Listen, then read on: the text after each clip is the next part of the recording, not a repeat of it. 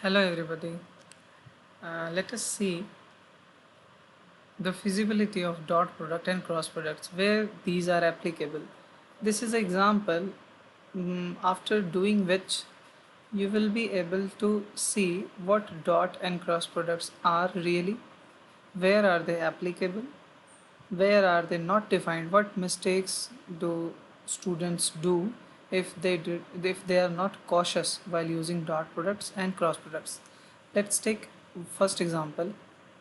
I am writing a, this is one vector. I want to dot it with dot this vector with another dot product a dot b. Now the feasibility of this expression we have to analyze in this chapter, in this video. See, this is a dot product. I already told you that this will be a scalar quantity.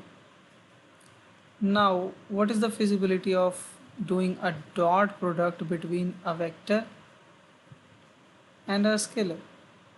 It is infeasible. We do not dot them. We do not dot a vector with a scalar. We always dot a vector with a vector. That's what dot product is for. Dot product is for dotting one vector with another vector. It's not for one vector and another scalar. It's only for vectors and vectors. So this is infeasible. ये संभव नहीं है. आप किसी vector को scalar के साथ dot product कर रहे हैं, मतलब आप कोई फंडामेंटल मिस्टेक कर रहे हैं. ये आपको नहीं करना चाहिए. ठीक है, ये एक्सप्रेशन ही वैलिड नहीं है. कहीं लिखा हो या गलती से आप लिख देते हो तो गलत है. आप डिफरेंस समझिए. The second example is a co dot करना किसी क्रॉस प्रोडक्ट के साथ. Now see what happens is, you already know that what is this, what do you achieve by doing cross of two vectors? We achieve a new vector. You know this very well. I told you a cross b is a new vector c. So this is a vector quantity, it is already a vector quantity. Now the dot product will be feasible. अब आप dot product कर सकते हैं. दो vectors के बीच में dot product या cross product किया जा सकता है. तो ये feasible है, ये संभव है. ठीक है, ये सही एक्सप्रेशन है. एक और एग्जांपल लेते हैं.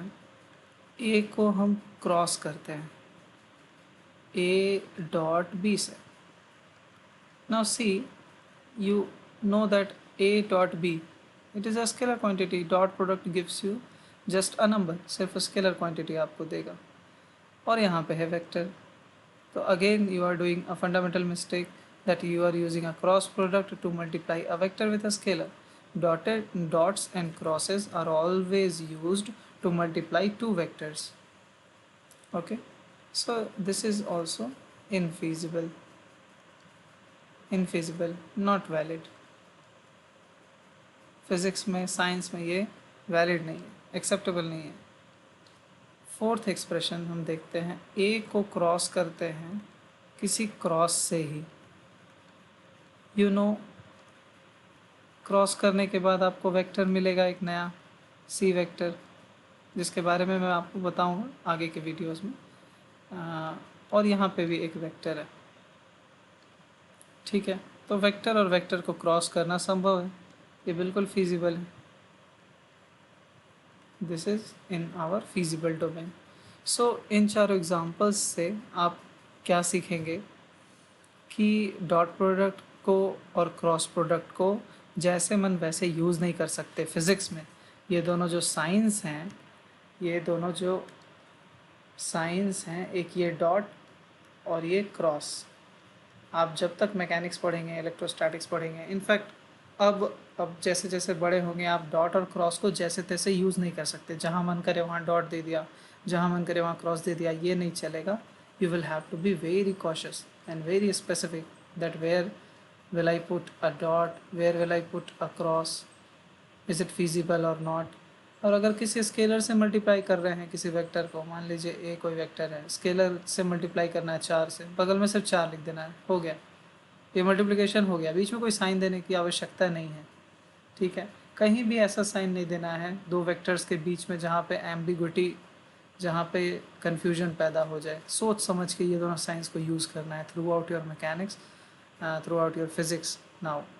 ओके, आई होप कि इससे आपको काफ़ी मदद मिलेगी डॉट प्रोडक्ट और क्रॉस प्रोडक्ट के एप्लीकेबिलिटी को कहाँ कैसे लिखना है वो समझने में, क्वेश्चंस पढ़ने में भी आपको आसानी होगी। अगर आप डॉट क्रॉस समझ रहे हैं यूजुअल एक्सप्रेशंस तो आप अच्छे से कैप्चर कर पाएंगे फिलॉसफी को। Thank you.